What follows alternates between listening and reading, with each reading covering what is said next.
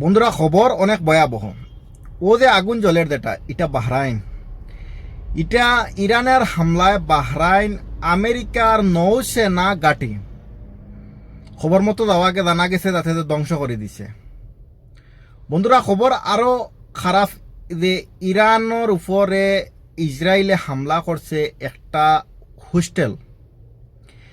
যেই হোস্টেলও হামলা করছে এই হোস্টেল হয়েছে কি একটা লেডিজ হোস্টেল, কলেজ, ইউনিভার্সিটি যারা পড়ে এরা ছাত্র এরা থাকে।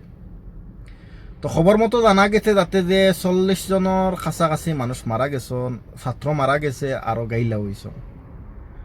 তো বন্ধুরা, খবর অনেক ভয়াবহ।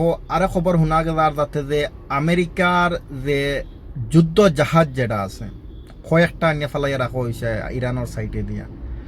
তো যুদ্ধ জাহাজের লগে সাপুটার জাহাজ কয়টারে, মনে করো মেইন যুদ্ধ জাহাজ না, সাপুটার জাহাজ যেটা একটারে ইরানে ধ্বংস করে দিছে।